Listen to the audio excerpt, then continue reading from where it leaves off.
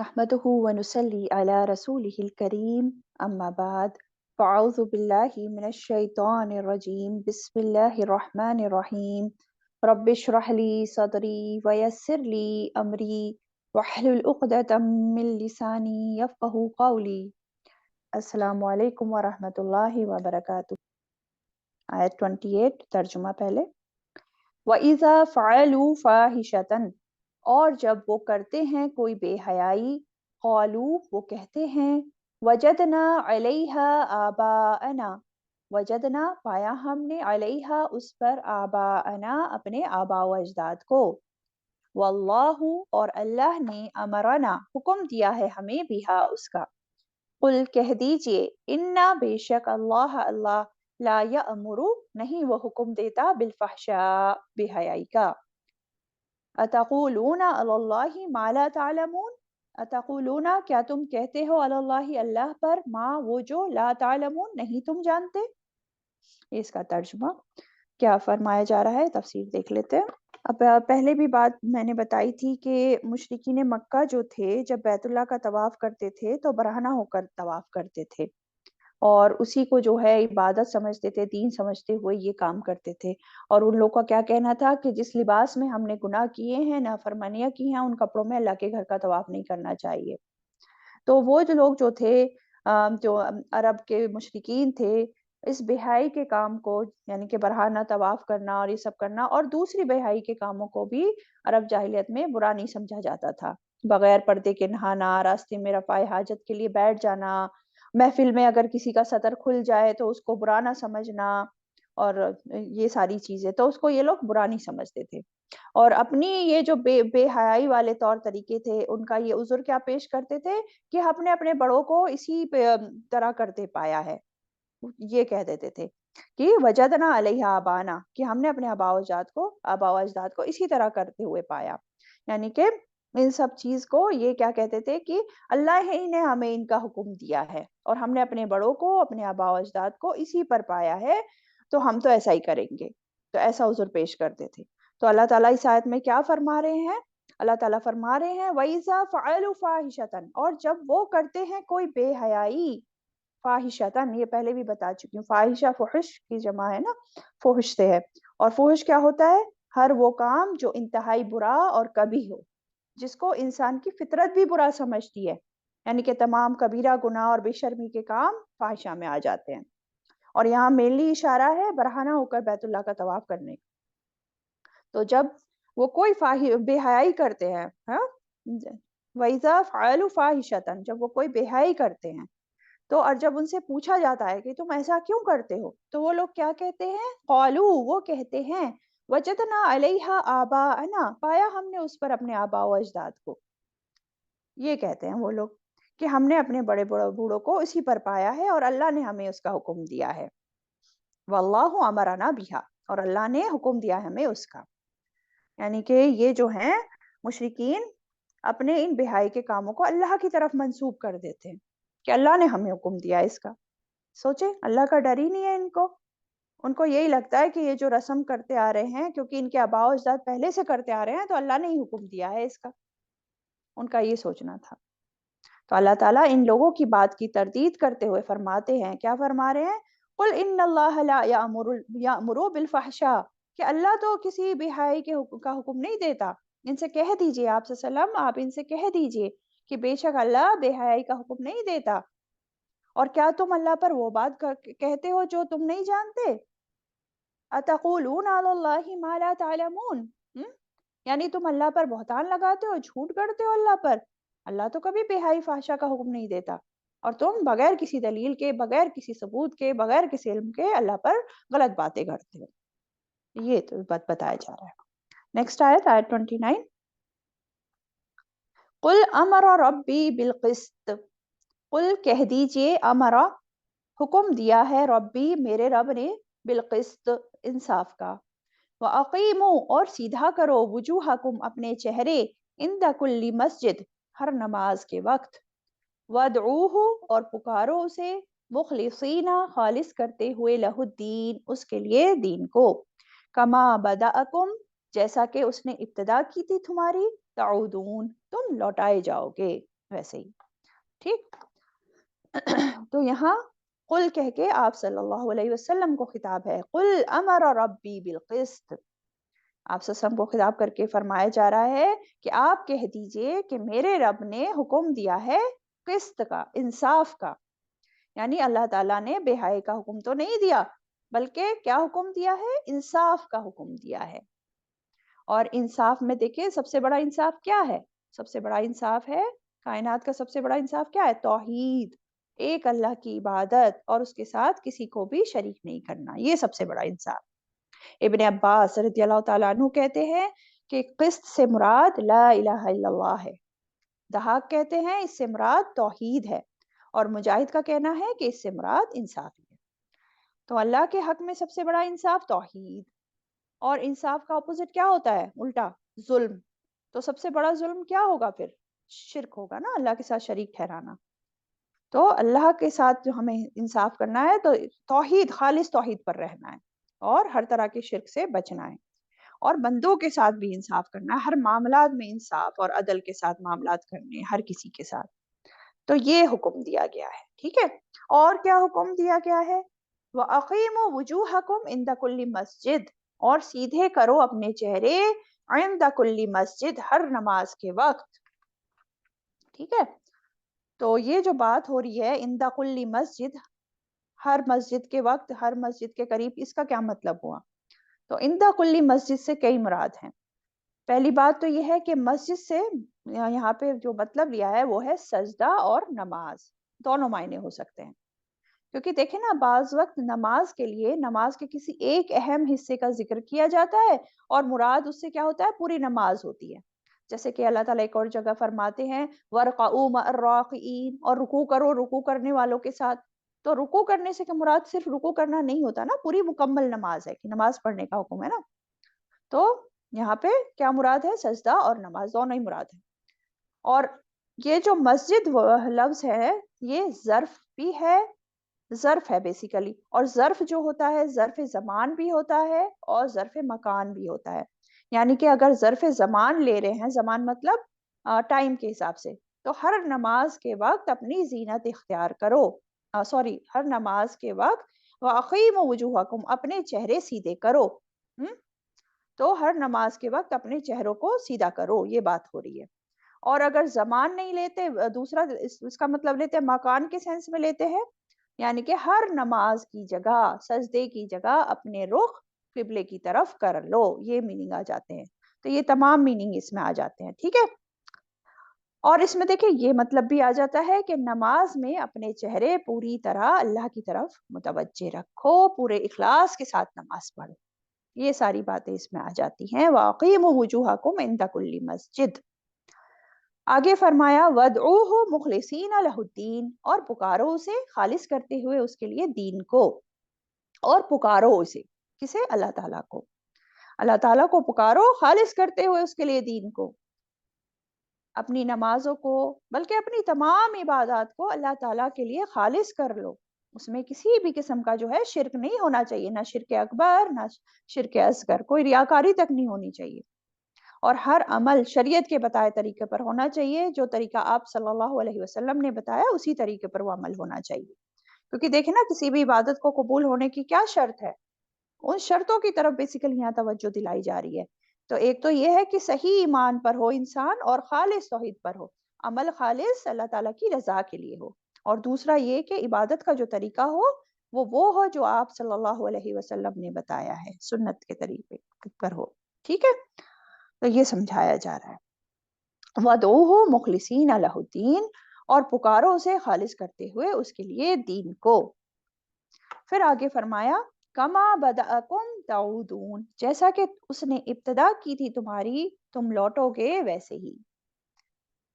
जिस तरह अल्लाह ताला ने तुम्हारी इब्तिदा की थी, यानी कि जिस तरह तुम्हें पहली बार अल्लाह ताला ने पैदा किया था, बिना किसी मुश्किल के, बिना किसी परेशानी के, जब तुम कुछ भी नहीं थे, तुम्हारा वजूद ही नहीं था, अल्लाह ताला ने तुम्हें अदम से बनाया, है ना, और आसानी के साथ बना दिया, बिना किसी साब का वजूद के तुमको पैदा कर दिया। तो अल्लाह ताला دوبارہ تم کو مرنے کے بعد اسی طرح لوٹانے پر قادر ہے، اور اسے کوئی مشکل نہیں ہوگی اسے دوبارہ سے تمہیں لوٹانے میں، دوبارہ سے اسی طرح بنانے میں۔ تو اس میں اللہ تعالیٰ کی قدرت کا بیان بھی ہے۔ اور یہاں دیکھیں انسانوں کو یاد دہانی بھی کرائی جا رہی ہے کہ مرنے کے بعد تمہیں دوبارہ زندہ ہونا ہے، لوٹ کر اللہ تعالیٰ کے سامنے حاضر ہونا ہے، اس لیے اپنے اعمال درست کر لو۔ اور مشرکین مکہ کی بھی یہاں تردید ہے، جو کہ دوبارہ جی اٹھنے کا انکار کرتے تھے۔ وہ لوگ کہتے تھے نا جب ہم مر جائیں گے، ہڈیاں بوسیدہ ہو جائیں گی، چور چور ہو جائیں گی، تو پھر کیسے دوبارہ اٹھیں گے؟ انکار کرتے تھے وہ دوبارہ اٹھنے کا، تو ان کی بھی یہاں تردید ہے۔ اور یہ جو بات ہوئی ہے کہ جیسا کہ اس نے ابتدا کی تھی تمہاری ویسا ہی تم لوٹو گے، یعنی کہ اس کا یہ بھی مطلب ہے کہ یعنی انسان جب دنیا میں آتا ہے تو کیسا آتا ہے؟ کچھ بھی نہیں ہوتا اس کے اوپر، نہ لباس ہوتا ہے، نہ مال دولت لے کے آتا ہے، کچھ نہیں نا۔ تو جیسے اللہ نے تمہاری ابتدا کی تھی ویسے ہی تم لوٹو گے، مرنے کے بعد جب دوبارہ زندہ کیے جاؤ گے تو ویسے ہی ہوگے، بنا لباس کے، بنا کوئی مال دولت، تمہارے پاس کچھ بھی نہیں ہوگا تب۔ حدیث میں آتا ہے کہ لوگوں کو جب قیامت کے دن، جو مفہوم بتا رہی ہوں میں حدیث کا، کہ لوگوں کو جب قیامت کے دن دوبارہ زندہ کیا جائے گا تو وہ برہنہ پاؤں، یعنی کہ ننگے پاؤں، برہنہ جسم اور بغیر ختنے کے ہوں گے، ایسے ہی جیسے جب پیدا ہوئے تھے نا۔ تو یہ اس کی تفسیر میں ہے۔ آیت 30 پر آئیے۔ فریقاً ہدا وفریقاً حق علیہم الضلالہ، فریقاً ایک گروہ کو، ہدا اس نے ہدایت دی، وفریقاً اور ایک گروہ، حق علیہم چسپا ہو گئی ان پر، الضلالہ گمراہی، انہم بے شک وہ، اتخذوا انہوں نے بنا لیا، الشیاطین شیاطین کو، اولیاء دوست، من دون اللہ سوائے اللہ کے، وَيَحْسَبُونَ اور وہ سمجھتے ہیں، انہم کہ بے شک وہ، مہتدون ہدایت یافتہ ہیں۔ اب کیا بات ہو رہی ہے؟ فریقاً ہدا وفریقاً حق علیہم الضلالہ، ایک گروہ کو تو اس نے ہدایت دی، اس نے کس نے؟ اللہ تعالیٰ نے۔ ایک گروہ کو اس نے ہدایت دی، تو اس سے کیا بات پتہ چلی ہے؟ یعنی کہ ہدایت دینے والا اللہ ہی ہے، اللہ کا ہی اختیار میں ہے ہدایت دینا، اور وہ جس کو چاہتا ہے ہدایت دے دیتا ہے۔ لیکن کس کو وہ ہدایت دیتا ہے، کس کو چاہتا ہے اللہ ہدایت دینا، یہ بھی اللہ تعالیٰ نے واضح کر دیا ہے۔ سورہ عنکبوت آیت 69 اگر آپ دیکھیں گے، اللہ تعالیٰ اس میں فرماتے ہیں وَالَّذِينَ جَاهَدُوا فِينَا لَنَهْدِيَنَّهُمْ سُبُلَنَا وَإِنَّ اللَّهَ مَعَ الْمُحْسِنِينَ، اور وہ جنہوں نے ہماری راہ میں جد و جہد کی، البتہ ہم ضرور ہدایت دیں گے انہیں اپنے راستوں کی، اور بے شک اللہ البتہ احسان کرنے والوں کے ساتھ ہے۔ کیا سمجھ میں آئی؟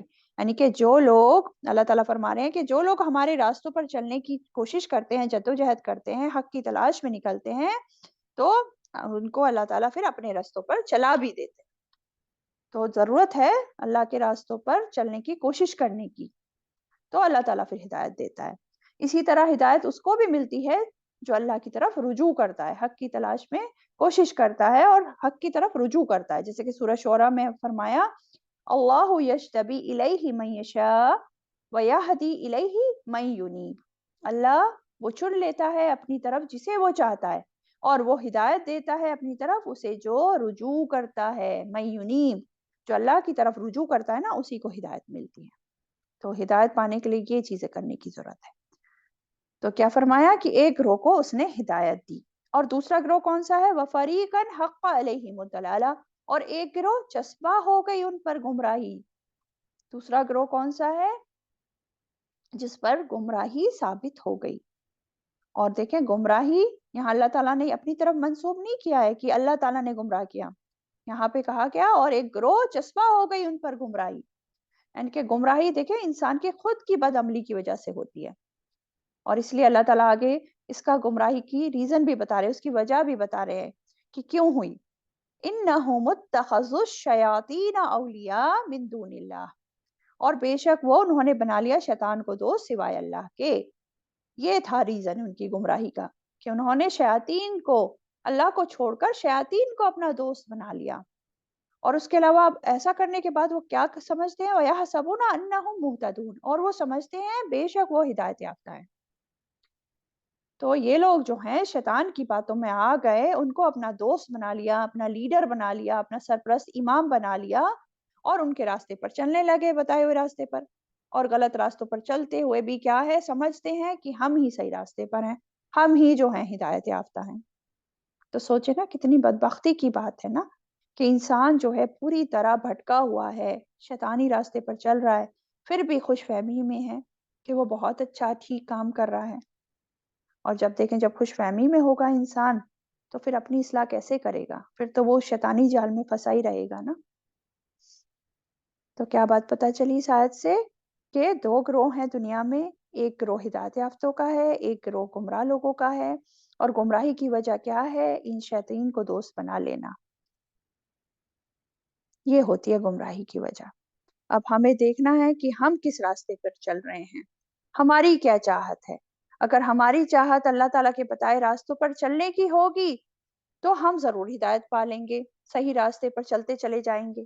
لیکن اگر ہم اپنی خواہشات میں ہی پڑے رہے اور اپنی منمانی چیزیں کرتے رہے، آخرت کی فکر ہی نہیں رہی ہمیں، رجوع ہی نہیں کر رہے ہم اللہ کی طرف، تو پھر کیا ہوگا؟ پھر تو ہم جو شیطان بتا رہا ہے، جو خواہشات ہیں انہی کے پیچھے پڑے رہیں گے، اور پھر جو بھی کام کر رہے ہوں گے ان کو سوچتے رہیں گے کہ ہم تو بڑا اچھا کر رہے ہیں، اور بس کرتے چلے جائیں گے، اور موت آ جائے گی، پھر خاتمے کے بعد کیا ہونے والا ہے ہمارے ساتھ پھر ہم سب جانتے ہیں۔ تو ضرورت ہے اپنا محاسبہ کرنے کی اور صحیح گروہ میں شامل ہونے کی۔ اگلی آیت دیکھیں، آیت 31۔ یا بنی آدم، اے بنی آدم، خذو اختیار کرو زینتکم، زینت اپنی، عند کل مسجد، ہر نماز کے وقت، وَكُلُوا وَاشْرَبُوا، اور کھاؤ اور پیو، وَلَا تُسْرِفُوا، اور نہ تم اسراف کرو، اِنَّهُ، بے شک وہ، لا يحب المسرفین، نہیں وہ پسند کرتا اسراف کرنے والوں کو۔ اب یہ جو بات ہو رہی ہے، یا بنی آدم، اے بنی آدم، ہر نماز کے وقت اپنی زینت اختیار کرو۔ اب جیسے کہ بتایا تھا پہلے بھی، تو اس آیت کا شان نزول یہی بتایا جاتا ہے کہ دور جاہلیت میں جو دستور تھا نا کہ عورت اور مرد بنا کپڑوں کے طواف کرتے تھے، اور پھر وہ کہتے تھے کہ جن کپڑوں میں ہم نے گناہ کیے ہیں اپنے، ان کپڑوں کو پہن کر طواف نہیں کرنا چاہیے۔ یہ جو ان کے خود ساختہ خیالات تھے، تو اللہ تعالیٰ نے جاہلیت کی یہ رسمیں ختم کرنے کے لیے یہ آیتیں نازل فرمائیں، اور فرمایا کہ ہر نماز کے وقت، یعنی کہ ہر عبادت کے وقت اپنی زینت اختیار کرو۔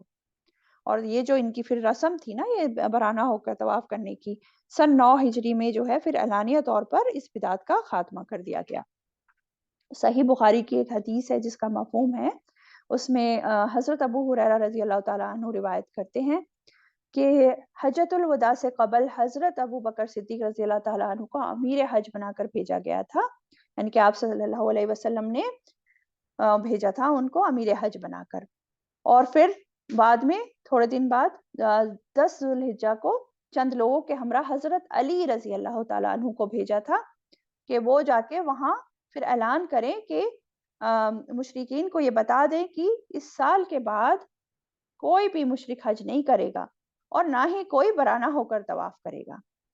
تو اس طرح یہ رسم ختم ہو گئی، اور پھر اگلی سال پھر آپ صلی اللہ علیہ وسلم نے صحابہ کے ساتھ حج کیا تھا، جس کو حجۃ الوداع کہتے ہیں، جس میں سبھی نے صحیح اسلامی طریقے پر احرام پہن کر پھر حج کیا تھا۔ ٹھیک ہے، تو بیسیکلی یہ جو آیت ہے، اس آیت میں تمام بنی آدم کو خطاب ہے، اور خاص خطاب ان عرب کے ان لوگوں کو ہے جو برہنہ ہو کر بیت اللہ کا طواف کرتے تھے۔ تو کیا فرمایا؟ یا بنی آدم خذوا زینتکم عند کل مسجد، اے بنی آدم، ہر نماز کے وقت اپنی زینت اختیار کرو، اپنی زینت اختیار کرو ہر عبادت کے وقت ہے۔ تو یہ جو زینت اختیار کرنے کی بات ہے، یہاں اشارہ ہے زینت واجبہ کی طرف، یعنی کہ مطلب ہے سطر ڈھانپنے والا لباس ہونا چاہیے۔ یہ جو زینت اختیار کرنے کی بات ہو رہی ہے، اس میں سب سے پہلی بات ہے کہ لباس جو ہے سطر ڈھانپنے والا ہونا چاہیے، جو کہ پہلے بھی بات ہو چکی ہے کہ مردوں کے لیے ناف سے لے کے گھٹنے تک ہے، اور اگر کپڑا ان کے پاس زیادہ ہے تو کندھے بھی ڈھکے ہونے چاہیے، اور عورت کا سطر کیا ہے نماز میں؟ چہرے اور ہاتھوں کے سوا پورا جسم۔ ٹھیک ہے، تو سطر ڈھانپنا نماز میں ضروری ہے، اس کے بغیر نماز نہیں ہوگی۔ हाँ, लेकिन कभी ऐसा भी होता है कुछ लोग के पास कपड़ा ही ना मौजूद हो, इतनी मजबूरी हो कि है ही नहीं कपड़ा, तो क्या नमाज़ छोड़ दें फिर? नहीं, फिर उसी हालत में नमाज़ पढ़नी चाहिए, ठीक है? तो सबसे पहले ज़ेबो-ज़ीनत में सतर का ढाँपना आता है और ये लाज़मी हिस्सा है सतर का ढाँपना, और सतर का ढाँपना ही बदन की ज़ीनत होती है, ठीक है? और देखिए ना, जब इंसान अल्लाह ताला के सामने खड़े होने जा रहा है, तो लिबास का बेहतरीन होना, जो उस माशरे के हिसाब से बेहतरीन लिबास समझा जाता है और जो शरई तकाज़े पूरी करता है, तो ये इस तरह का लिबास पहनना चाहिए, ठीक है? देखिए, अल्लाह ताला के सामने जा रहे हैं ना हम, अल्लाह ताला के सामने खड़े होने जा रहे हैं, तो सबसे ज़्यादा हकदार कौन है कि हम ज़ेबो-ज़ीनत इख्तियार करें? अल्लाह ताला ही है ना इसकी चीज़ के हकदार कि हम उसके सामने ज़ेबो-ज़ीनत इख्तियार करें। तो सिर्फ सतर ढाँपने वाला लिबास नहीं, बल्कि अपना बेहतरीन लिबास जो हमें मैसर है, हमें नमाज के वक़्त पहनना चाहिए। इंदा कुल्ली मस्जिद, हर नमाज के वक़्त, चाहे वो फ़र्ज़ नमाज पढ़ रहे हैं, नफ़िल नमाज पढ़ रहे हैं, जो भी पढ़ रहे हैं, है ना? तो अल्लाह ताला ज़्यादा हकदार है इस चीज़ का कि उसके सामने हम बेहतरीन लिबास पहने। ये नहीं कि बस न बहुत ज़्यादा ये बेल-बूटों वाला और मतलब गोटे वाला और इस तरह का लिबास पहने। लेकिन हाँ, अच्छा लिबास, बेहतरीन लिबास पहनना चाहिए। इब्ने उमर रज़ियल्लाहु ताला अन्हु कहते हैं, रसूल अल्लाह सल्लल्लाहु अलैहि वसल्लम ने फरमाया, तुम में से जब कोई नमाज़ पढ़े, तो वो 2 कपड़े पहन लिया करे, मर्दों की बात हो रही है। क्योंकि अल्लाह ताला इस बात का ज़्यादा हकदार है कि उसके लिए ज़ीनत इख्तियार की जाए, ठीक? इसी तरह सुनन अबी दाऊद की रिवायत में है, रसूल अल्लाह सल्लल्लाहु अलैहि वसल्लम ने फरमाया, तुम में से किसी एक के लिए कोई हर्ज नहीं कि अगर मुमकिन हो तो जुम्मे के लिए अपना काम-काज के कपड़ों के अलावा 2 कपड़े और बना रखे। यानी कि जो स्पेशल ओकेशन है, ईद है, जुम्मे का दिन है, इसमें इंसान को अगर मुमकिन है तो अलग से कपड़े रखने चाहिए, अच्छे कपड़े, ठीक है? डेली वियर से अलावा। और ये जो ज़ीनत इख्तियार करना है, लिबास ढाँपना है, लिबास से सतर ढाँपना है। अब जब अल्लाह ताला के अहकामात आने शुरू हुए थे, शुरू की इब्तिदाई सूरतों में सूरह मुद्दस्सिर में रसूल अल्लाह सल्लल्लाहु अलैहि वसल्लम को क्या हुक्म दिया गया था? वसियाबका फताहिर, और अपने कपड़े पाक साफ रखिए। और उसमें ये भी आता है फर्रुज्ज़ा फहजुर, और नजासत को छोड़ दीजिए। तो इब्ने ज़ैद हैं, इब्ने ज़ैद, उन्होंने अल्लाह ताला के इस फरमान के बारे में कहा कि मुशरिकीन तहारत हासिल नहीं करते थे, यानी इस्तिंजा वगैरह नहीं करते थे ना मुशरिकीन। तो अल्लाह ताला ने आप सल्लल्लाहु अलैहि वसल्लम को तहारत इख्तियार करने का हुक्म दिया और कपड़ों को पाक साफ रखने का हुक्म दिया। जाबिर बिन अब्दुल्लाह रज़ियल्लाहु ताला अन्हु कहते हैं कि रसूल अल्लाह सल्लल्लाहु अलैहि वसल्लम हमारे पास तशरीफ लाए, तो एक आदमी को देखा कि उसके कपड़े मैले-कुचैले थे। तो आपने फरमाया कि इसे कोई ऐसी चीज़ मैसर नहीं जो ये जिससे जो है अपने कपड़ों को धो सके? यानी कि क्या मुराद है? यानी कि जब मजलिस में कोई जाए तो कपड़े साफ-सुथरे होने चाहिए, ये नहीं कि मैले-कुचैले कपड़े पहनकर चल दे। हुँ? फिर जुम्मे के दिन के बारे में आप सब लोग जानते हैं कि जुम्मे के दिन अच्छे साफ-सुथरे कपड़ों का एहतमाम करना चाहिए। जैसे कि हदीस से भी हमें मालूम पड़ता है, अबू सईद खुदरी और अबू हुरैरा रज़ियल्लाहु ताला अन्हु, वो दोनों रिवायत करते हैं। उन दोनों ने कहा कि जो शख्स जुमा के रोज़ गुस्ल करे और अपने अच्छे कपड़े पहने और खुशबू लगाए, अगर उसके पास है तो, है ना? फिर जुमा पढ़ने जाए और लोगों की गर्दनें ना फलांगे, यानी कि जहाँ जगह मिल रही है वहीं बैठ जाए। फिर नवाफ़िल पढ़े और जिस कदर अल्लाह ने लिख दिए हैं उतने नवाफ़िल पढ़े। फिर जब इमाम निकल आए, खामोशी इख्तियार करे, यहाँ तक कि अपनी नमाज़ से फ़ारिग हो जाए, और नमाज़ से फ़ारिग होने तक कोई बात ना करे। तो ये इस जुम्मा और पिछले जुम्मा के दरमियान तमाम गुनाहों का कफ़ारा बन जाएगा। सुभान अल्लाह! कितना बड़ा अजर अल्लाह ताला दे रहे हैं, है ना? तो इस हदीस से भी हमें मालूम पड़ रहा है कि अच्छे कपड़े पहनना और खुशबू लगाना, है ना? ज़ीनत इख्तियार करना, जुम्मे के रोज़। फिर इसी तरह देखिए, इब्ने अब्बास रज़ियल्लाहु ताला अन्हु से रिवायत है कि वो बताते हैं कि आप सल्लल्लाहु अलैहि वसल्लम ने फरमाया, ये ईद का दिन है। कौन-सा? जुम्मे का दिन। ये ईद का दिन है, अल्लाह ने मुसलमानों के लिए मुकर्रर किया है, तो जो शख्स जुम्मा पढ़ने आए उसे चाहिए कि गुस्ल करके आए, खुशबू मौजूद हो तो उसमें से लगा लिया करो, और तुम पर मिसवाक करना लाज़िम है। अब मिसवाक की भी बात आ गई इसमें। फिर आप सल्लल्लाहु अलैहि वसल्लम ने एक और हदीस बता रही हूँ, उसका मफ़हूम, आप सल्लल्लाहु अलैहि वसल्लम ने फरमाया, جمعے کے دن ہر احتلام والے پر غسل کرنا اور مسواک کرنا اور اپنی وسعت کے مطابق خوشبو لگانا ضروری ہے.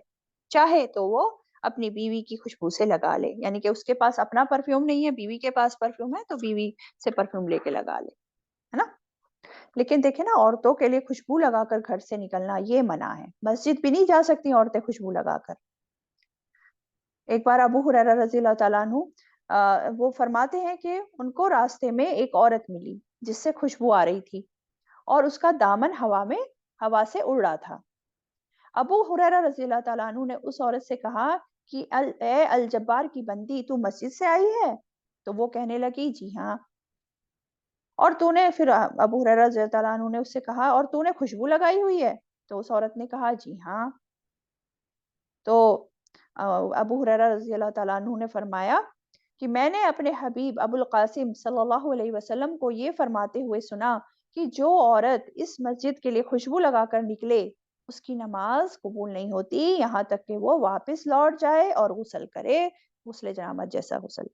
تو سوچے کتنا شدید حکم ہے نا یہ. تو کہیں بھی گھر سے باہر جو ہے خوشبو لگا کر نہیں جانا. مسجد کے لیے منع ہے تو اور کہاں جا سکتے ہیں، ہے نا. اور یہ بہت بڑا گناہ ہے کہ جب تک کیا بتایا اس والی حدیث میں کہ اس کی نماز قبول نہیں ہوتی جب تک کہ وہ واپس لوٹ جائے اور غسل کرے، پورا غسل کرنے کا حکم.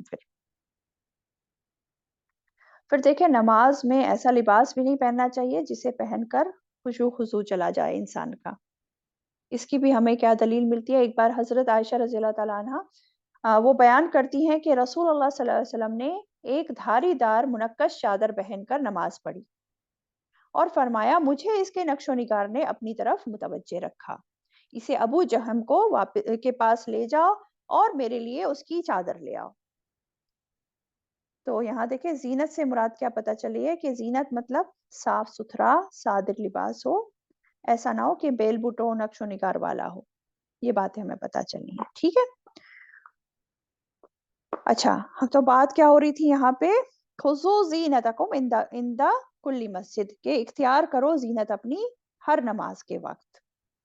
تو جب یہ حکم ہے تو اختیار کرنی چاہیے ہمیں، ہے نا، اس چیز کا خیال رکھنا چاہیے. وَكُلُوا وَاشْرَبُوا وَلَا تُسْرِفُوا، اور کھاؤ اور پیو اور نہ تم اسراف کرو. یعنی جس طرح اچھا لباس پہنا جا سکتا ہے، یہ اچھا لباس پہننا دینداری تقوی کے خلاف نہیں ہے، اسی طرح اچھا کھانا پینا بھی تقوی یا دینداری کے خلاف نہیں ہے. اللہ تعالیٰ کہہ رہے ہیں، فرما رہے ہیں اور کھاؤ اور پیو اور نہ تم اسراف کرو. تو اللہ تعالیٰ کی نعمتوں سے فائدہ اٹھانا جائز ہے، یہ تقوی کے خلاف بات نہیں ہے. کیا خلاف بات ہے تقوی کے خلاف؟ وہ ہے اسراف. وَلَا تُسْرِفُوا، اور نہ تم اسراف کرو. اسراف نہیں کرنا ہے بس. آپ صلی اللہ علیہ وسلم نے فرمایا ابن آدم نے اپنے پیٹ سے زیادہ برا اور کوئی برتن نہیں بھرا، حالانکہ ابن آدم کے لیے ایسے چند لقمے ہی کافی ہیں جو اس کی کمر کو سیدھا رکھیں، اور کوئی ضرور ہی کھانے والا ہو تو اسے چاہیے کہ 1/3 کھانے کے لیے، 1/3 پینے کے لیے اور 1/3 سانس لینے کے لیے رکھے. یہ مسند احمد کی روایت ہے. یعنی کہ اعتدال بتایا ہمارے دین نے، اسراف نہیں کرنا ہے. اور دیکھیں کھانے پینے میں اسراف کیا ہوتا ہے؟ 3 طرح سے ہو سکتا ہے. ایک ہے کہ ضرورت سے زیادہ کھانا، یعنی کہ جسم کو اتنی ضرورت ہی نہیں ہے، بس کھاتے گئے اوور ایٹنگ کر لی، ہے نا. تو بہت زیادہ پیٹ نہیں بھرنا چاہیے. آپ صلی اللہ علیہ وسلم نے فرمایا جو لوگ دنیا میں بہت زیادہ سیر ہونے والے ہیں قیامت کے دن زیادہ عرصے تک بھوکے رہیں گے. بات آئی سمجھ میں؟ تو اس طرح ضرورت سے زیادہ کھانا پسندیدہ نہیں ہے. دوسرا اسراف کے طریقہ کیا ہے؟ کھانے پینے پر حد سے زیادہ خرچ کرنا، یعنی کہ ہمارے لیے 1 چیز 2 چیز ہی کافی ہیں کھانے کے لیے، لیکن ہم کیا کرتے ہیں ٹیبل پہ جو ہے 10 طرح کے ڈشز لگا دیں، 10 طرح کے وہ ڈیزرٹس رکھ دیں، ہے نا. تو یہ کیا ہے؟ یہ بھی اسراف ہوتا ہے. پھر تیسری چیز کیا ہے؟ حرام میں پڑنا یا طیب چھوڑ کر غیر طیب میں پڑنا. اور دیکھیں حرام مال سے پلا ہوا جسم جنت میں داخل نہیں ہوگا، یہ بھی ہمیں حدیث سے پتہ چلتا ہے. تو حرام جو ہے اس کے قریب بھی نہیں جانا ہے. ٹھیک ہے. یہ سارے اسراف کے طریقے ہوتے ہیں، ان سب سے ہمیں بچنا ہے. ٹھیک ہے. اچھا اسی طرح دیکھیں صرف کھانے میں نہیں، پینے میں بھی جو ہے اسراف نہیں کرنا ہے، پینے میں بھی اعتدال ہونا چاہیے. ایک حدیث کا مفہوم ہے جس میں کیا آتا ہے کہ مومن جو ہوتا ہے نا، مومن ایک آنت میں پیتا ہے اور کافر 7 آنتوں میں پیتا ہے، تو پینے میں بھی اسراف نہیں ہونا چاہیے۔ اسی طرح آپ دیکھیں ابن قیوم رحم اللہ علیہ، وہ کہتے ہیں دل کو بگاڑنے والی 5 چیزیں ہیں۔ دل کو بگاڑنے والی 5 چیزیں ہیں، کیا ہیں وہ جو جن سے دل بگڑ جاتا ہے؟ سب سے پہلی چیز لوگوں سے زیادہ گھل مل کر رہنا، یعنی کہ بہت زیادہ سوشلائزیشن کرنا۔ دوسری چیز خواہش پرستی، جو من میں آیا کرا، جس کا دل کرا وہ کر لیا، صحیح ہے نہیں ہے کچھ پتا نہیں۔ تیسری چیز اللہ کے علاوہ کسی دوسرے سے دلی تعلق رکھنا۔ اس کا کیا مطلب ہے؟ یعنی کہ جیسے کہ محبت، شدید محبت اللہ سے کرنی چاہیے، ویسی محبت اللہ سے نہ کر کے کسی اور چیز سے محبت کرنا، چاہے وہ کچھ بھی ہو، اولاد ہو، مال ہو، شوہر ہو، جو بھی ہو۔ تو اللہ کے علاوہ کسی دوسرے سے دلی تعلق رکھنا۔ چوتھی چیز کیا ہے؟ زیادہ کھانا۔ اور پانچویں چیز زیادہ سونا۔ تو اس سے کیا ہوتا ہے؟ دل بگڑ جاتے ہیں، درست نہیں رہتے پھر۔ اور پھر اسراف کرنے والوں کے لیے کیا سزا ہے؟ انہ لا یحب المسرفین، بے شک وہ نہیں، وہ پسند کرتا اسراف کرنے والوں کو۔ اللہ تعالیٰ ایسے اسراف کرنے والوں کو بالکل پسند نہیں کرتا ہے۔ جو اسراف کرتے ہیں نا، چاہے وہ کھانے پینے میں اسراف کر رہے ہوں یا کسی اور چیز میں اسراف کر رہے ہوں، مال دولت خرچ کرنے میں، فضول خرچی میں اسراف کر رہے ہوں، ساری چیز صدقہ ہی کر دیتے ہوں، گھر کے لیے کچھ نہ چھوڑتے ہوں، اپنے بیوی بچوں کے لیے، یا جو لوگ پانی ضائع کرتے ہیں، کپڑے وغیرہ میں اسراف کرتے ہیں، کسی بھی چیز کا اسراف لے لیجئے، تو اسراف کرنے والے لوگوں کو اللہ تعالیٰ پسند نہیں کرتے۔ اور دیکھیں نا، جب اللہ تعالیٰ اسراف کرنے والوں سے محبت نہیں کرتا، اللہ تعالیٰ ایسے لوگ کو پسند نہیں کرتا، تو پھر یہ کوئی معمولی بات نہیں ہے، یہ بہت بڑی بات ہے، بڑی سزا ہے انسان کے لیے۔ پھر ایسے شخص پر اللہ کی کوئی رحمت، کوئی شفقت، کوئی مہربانی نہیں رہتی ہے، بلکہ اللہ تعالیٰ کی ناراضگی ہوتی ہے۔ تو اللہ تعالیٰ ہم سب کو مسرفین میں سے نہ کرے۔ آیت 32 پر آ جائیے۔ قل کہہ دیجئے، من حرم زینت اللہ، کس نے حرام کی زینت اللہ کی، التی وہ جو اخرجا اس نے نکالی، لعبادہ اپنے بندوں کے لیے، والطیبات من الرزق اور پاکیزہ چیزیں رزق میں سے۔ قل کہہ دیجئے، ہیا یہ ہے، للذین ان کے لیے جو آمنو ایمان لائے، فی الحیات الدنیا دنیا کی زندگی میں، خالصتاً خالصتاً یوم القیامہ قیامت کے دن، کذالک اسی طرح، نفصل الآیات ہم کھول کر بیان کرتے ہیں آیات، لقوم یعلمون ان لوگوں کے لیے جو علم رکھتے ہیں۔ اب دیکھیں، قل کہہ دیجئے، کس کو خطاب ہے؟ آپ صلی اللہ علیہ وسلم کو خطاب ہے کہ آپ کہہ دیجئے۔ یہاں پہ اس بات میں جو ہے نا، کہہ دیجئے کس نے حرام کی زینت اللہ کی، اس میں اللہ تعالیٰ کی ناراضگی ظاہر ہو رہی ہے کہ کس نے حرام کی زینت اللہ کی، وہ جو اس نے اپنے بندوں کے لیے نکالی اور پاکیزہ چیزیں رزق میں سے، کس نے حرام کی؟ اللہ نے تو نہیں کی۔ اگر ہم موضوع کے اعتبار سے دیکھیں یہ آیت، تو یہ اسی بات سے ریلیٹڈ ہے جو دور جاہلیت میں لوگ جو ہیں اہل عرب برہنہ ہو کر بیت اللہ کا طواف کرتے تھے، کپڑے نہیں پہنتے تھے۔ تو یہ بات کہہ کر ان کو یہاں ڈانٹا گیا کہ کس نے حرام کی زینت اللہ کی، جو اللہ نے نکالی تھی تم لوگوں کے لیے، ہے نا۔ اسی طرح وہ جو لوگ تھے نا، جو ہم پہلے پڑھ چکے ہیں، جو حلال کھانے کی چیزیں اپنے اوپر حرام کر لی تھی لوگوں نے، جیسے سائبہ، بحیرہ، وسیلہ، ہام بنا رکھے تھے، اسی طرح کچھ کھیتیاں انہوں نے حرام کر لی تھی۔ تو یہاں ان لوگوں کی ان عمل کی تردید ہے جنہوں نے خود بخود حلال چیزوں کو حرام کر دیا، جبکہ اللہ نے تو حرام نہیں کیا تھا۔ اور عمومی طور پر بھی جو ہے آپ صلی اللہ علیہ وسلم کو خطاب کر کے آپ صلی اللہ علیہ وسلم سے فرما رہے ہیں اللہ تعالیٰ کہ آپ ان کو کہہ دیجئے، اپنی امت کو بتا دیجئے لوگوں کو، کہ امت کے لیے، مومنوں کے لیے زینت اور رزق کی جو پاکیزہ چیزیں ہیں جو دنیا کی زندگی میں، یہ حلال ہیں، جائز ہیں، ہے نا، یہ حرام نہیں ہے۔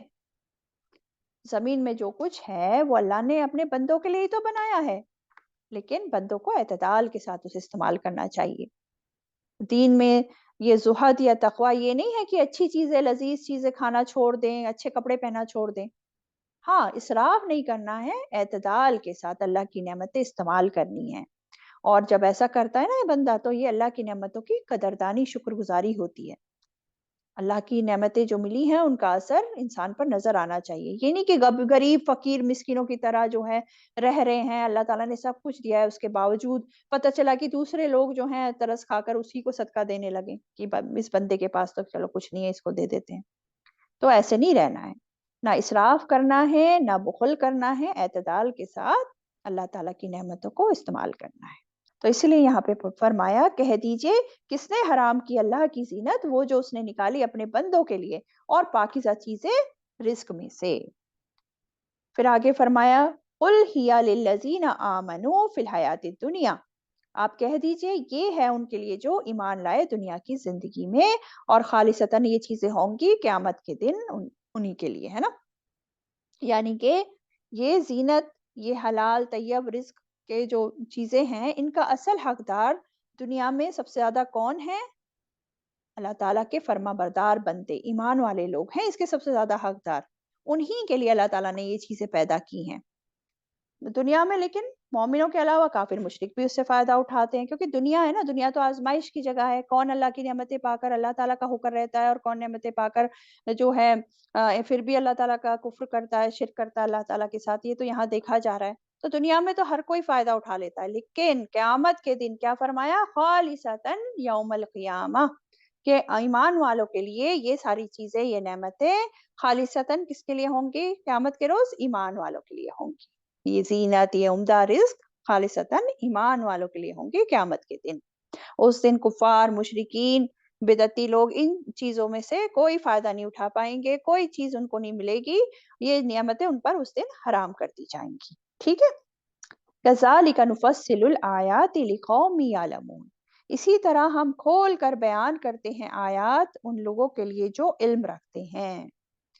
اللہ تعالیٰ نے یہ آیات کھول کھول کر بیان کر دی، لیکن جو لوگ علم رکھتے ہیں وہی ان آیتوں سے فائدہ اٹھا سکتے ہیں، کیونکہ وہ جب علم حاصل کریں گے، اللہ تعالیٰ کے احکامات کو جانیں گے، سمجھیں گے، تبھی جو ہے وہ ان پر عمل بھی کر سکیں گے اور اپنی زندگی کو ان کے مطابق گزار بھی سکیں گے۔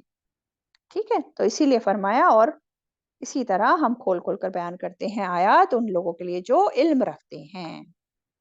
تو کیا پتہ چلا اس آیت سے کہ ہمارا دین جو ہے نا، یہ اعتدال کا دین ہے، اور ہمارے اسلام میں رہبانیت نہیں ہے کہ سب کچھ ترک کر دو اور ایک کونے میں بس اللہ اللہ کرتے رہو، ایسا نہیں ہے۔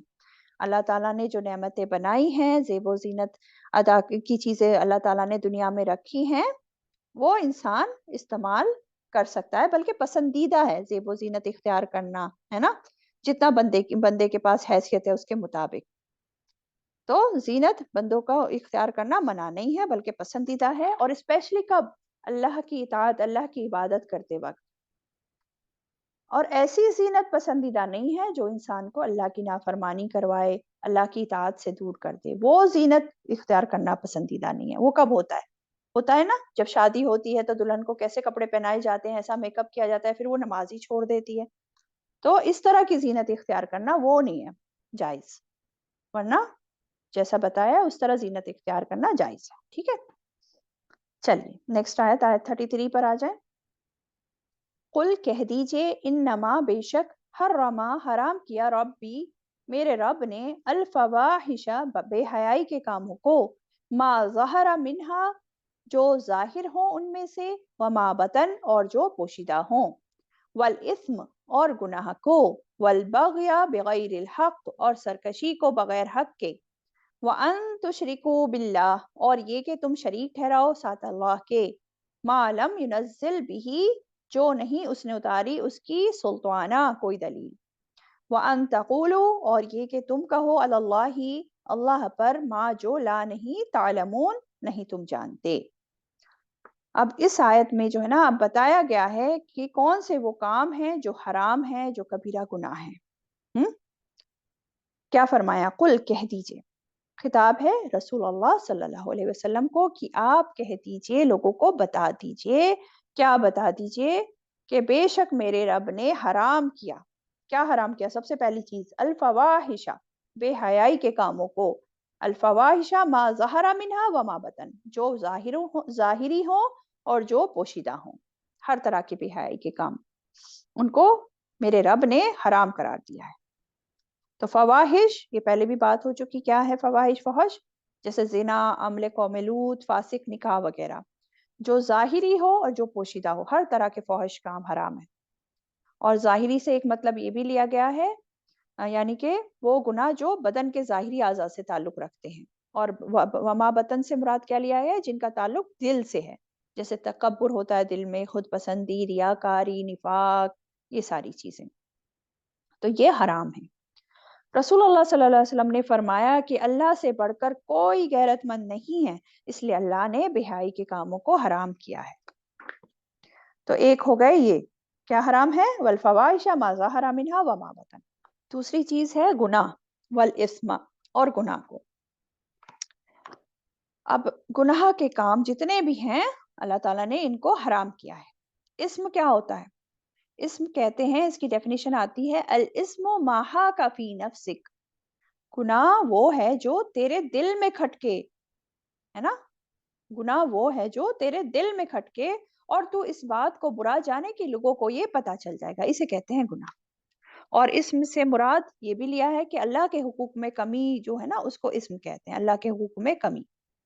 اور اسی طرح قرآن مجید میں شراب کو اور جوئے کو بھی اسم کہا گیا ہے، یہ سارے معنی اس میں آ جاتے ہیں الاسم۔ تو خیر یہ تو ہے والاسم، اور والبغی بغیر الحق، اور سرکشی کو حرام کیا ہے، سرکشی بغیر حق کے۔ اب سرکشی بھی آپ کو معلوم ہے کہ اس میں کیا چیزیں آ جاتی ہیں، ہر طرح کی سرکشی، ظلم، زیادتی، بغاوت، ہاں، یہ سرکشی کرنا یہ حرام ٹھہرایا اللہ تعالیٰ نے۔ اور سرکشی جو ہوتی ہے نا، یہ بغی جو ہوتی ہے اسپیشلی، جیسے اسم تو اللہ تعالیٰ کے حقوق میں ہے، اسم اللہ کے حقوق میں کمی کرنا، اور یہ جو والبغی ہے نا، بغ، یہ ہوتا ہے حقوق العباد میں کمی کرنا، ٹھیک ہے؟ کسی پر زیادتی، ظلم کرنا، کسی پر جھوٹے الزام لگانا، طعن و تشنیع، غیبت کرنا، ہاں، یا تو کسی کی جان پر یا کسی کے مالی طور پر زیادتی کرنا، یہ ساری چیزیں بغ میں آ جاتی ہیں، تو یہ بھی حرام ٹھہرایا اللہ تعالیٰ نے۔ پھر کیا ہے تیسری چیز؟ وَأَن تُشْرِكُوا بِاللَّهِ، اور یہ کہ تم شریک ٹھہراؤ ساتھ اللہ کے، اللہ کے ساتھ شرک کرنا کسی بھی طرح کا، یہ اللہ نے حرام کیا ہے۔